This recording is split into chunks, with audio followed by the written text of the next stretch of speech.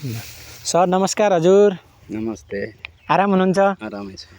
हजुरको शुभ नाम के होला? मेरो नाम जगनारायण थारू, बैजनाथ गाउँपालिका वार्ड नम्बर 8, हजुर बाँके जिल्ला। हजुर। तपाईँको कृषि फर्मको नाम? मेरो कृषि फर्मको नाम जेएन कृषि फर्म, हजुर। बैजनाथ थारू।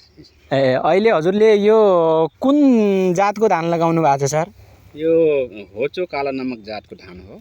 हजुरले यो बिउ कहाँबाट ल्याउनु भयो, कसरी के गर्नुभयो सर, यसो भनिदिनु पर्यो सर लक। यो बिउ ज्ञान केन्द्रले दिएको हो। यो हजुर। नेपालगञ्ज बाँकेको ज्ञान केन्द्रले हजुर मलाई 1 हेक्टर खेती गर्नलाई 40 किलो बिउ दिएको थियो। ज्ञान केन्द्रको भने चाहिँ बिउ नै निःशुल्क ज्ञान केन्द्रले दिनुभयो हजुरलाई? बिउ मात्रै निःशुल्क दिनुभयो कि ज्ञान केन्द्रले त्यो सँगसँगै अरू के दिनुभयो सर? यो 1 हेक्टर खेती गराउनलाई उसले ज्ञान केन्द्रले पुरै सहयोग दिएको हो। जस्तै हामीलाई बिउ 40 किलो अनि मल 1 बोरी डिएपी, 4 बोरी युरिया अनि 25 किलो पोटास दिएको थियो। एकदम हजुरलाई जे भयो नि बिउ मल विषादीदेखि लिएर सबै कुराहरू हजुरलाई ज्ञान केन्द्रले कृषि ज्ञान केन्द्रले बाँकेले उपलब्ध गराउनु भएको छ। अनि त्यसो भए तपाईँले यो बिउ कहिले ब्याड राख्नु भएको थियो हजुरले? यो जेठको 16 गते बियाएर राखेको हो। जेठको 16 गते ब्याड राख्नुभयो। अनि त्यसपछि बेर्ना कहिले अनि रोप्नुभयो? त्यसपछि असारको 11 देखि 13 गतेसम्म 3 दिनमा हामी यो 1 हेक्टर भ्याएको हो रोपेर। हजुर। अनि 11 गतेदेखि 13 गतेसम्म यो हजुरले रोपेर भ्याउनु भयो। त्यसपछि यो पहिलो टप ड्रेसिङ कहिले गर्नुभयो हजुरले? अब रोपेको मैले 20 दिनपछि टप ड्रेस गरेको हो। हजुरले यो रोपेको 20 दिनपछि पहिलो टप ड्रेसिङ गर्नुभयो। अनि दोस्रो टप ड्रेसिङ कहिले गर्नुभयो? त्यसपछि अझै त्यो फेरि 20 दिनपछि पहिलो टप ड्रेसिङ गरेको 20 देखि 25 दिनपछि फेरि दोस्रो गर्नुभयो। मैले डिएपी पोटास युरिया जिङ्क मिसाएर गरायौँ। हजुर। लेवैमा हामी रोप्दैखेरि छर्यौँ। हजुर। त्यसपछि अब टप ड्रेस 20 दिनपछि टप ड्रेस गर्दाखेरि जिङ्क र युरिया हल्का युरिया मिलाएर टप ड्रेस गऱ्यौँ। हजुर। योभन्दा पहिला पनि यहाँ कृषि ज्ञान केन्द्रको अब प्राविधिक सहयोगमा तपाईँको यहाँ बिचबिचमा आइराख्नु भएको छ होइन? अनि यसमा तपाईँले योभन्दा पहिला आउने क्रममा अलिअलि पहेँलो भएको थियो, यो रोगहरू लागेको अवस्था पनि थियो र त्यो न्यूनीकरण गर्नलाई हजुरले के गर्नुभयो?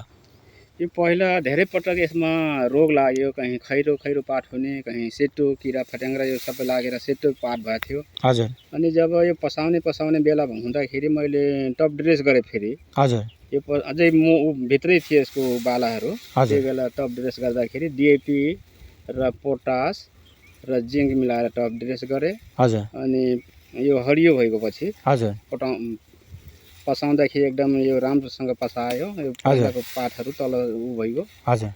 अनि पसाइसकेपछि फेरि मैले अर्को यो विषादी छरेँ, यो फट्याङ्ग्रा यो चुस्ने किराहरू गाँठीहरू हुन्छन् नि। हजुर। त्यो बेला गर्दाखेरि मैले रोग लागेको थियो पातहरू यो खैरो हुँदाखेरि मैले यसमा क्लोरोफाइरिस र जिङ्क र कपर अक्साइड मिलाएर छरिदिएको थिएँ। हजुर। त्यो गर्दाखेरि हजुरको अहिले पूर्ण रूपमा न्यूनीकरण भएको छ? न्यूनीकरण भयो। त्यो खैरो पातहरू सब खत्तम भयो। अनि यो डडुवा जस्तो थियो त्यो डडुवा पनि खत्तम भएर अहिले राम्रो छ। अहिले एकदम खुसी हुनुहुन्छ हजुर? अहिले खुसी छु। भनेपछि विगत हजुरले कति वर्षदेखि यो पहिलो वर्ष हो कि हजुरले लगाउनु भएको? यो काला नमक जातको मैले 4 वर्ष पहिल्यैदेखि लगाएँ। यो वर्ष 5 वर्ष भइगयो। विगत 4 वर्षदेखि लगाउँदै आइराख्नु भएको छ र रिजल्ट हेर्ने बेला हजुरले विगत 4 वर्षको तुलनामा अहिले के फरक पाउनु भएको छ? पहिले राम्रो थियो कि अहिले? सबभन्दा पहिलाको वर्षमा राम्रै थियो, त्यसपछि बिग्रियो, पछि बिग्रियो अनि फेरि अहिले राम्रो भएको छ। यो सुधार भएको छ यो अहिले यो वर्ष 4-5 वर्षमा। ओके। अनि त्यसो भए तपाईँले योभन्दा पहिला जो काला नमक यो होचा काला नमक लगाउनु भयो हजुरले, त्यो काला नमक लगाउने बेला हजुरले कहीँ कसैको सहयोगबाट, जस्तै यो वर्ष कृषि ज्ञान केन्द्रको पूर्ण रूपमा सहयोगबाट हजुरले यो काला नमक रोप्नु भयो भने योभन्दा पहिला व्यक्तिगत लगानी थियो कि अथवा कुनै पालिकाहरू कसैको लगानीबाट लगाउनु भएको थियो सर? काला नमकमा व्यक्तिगत थियो, तर बिउ एरी संस्थाले दिएको थियो, थोरै बिउ दिएको थिए। इरी नेपालले? हजुर। त्यसपछि मैले बिउ सङ्कलन गर्दै आफै त्यही बिउ बनाउँदै गएँ। हजुर। त्यही बिउलाई अलिकति पुरानो बिउ भएर पनि पोहोर साल अलि रोगी भएको हो। अहिले यो ज्ञान केन्द्रले दिँदाखेरि अलि हजुर। अनि बिउ थियो, त्यस कारणले राम्रो छ।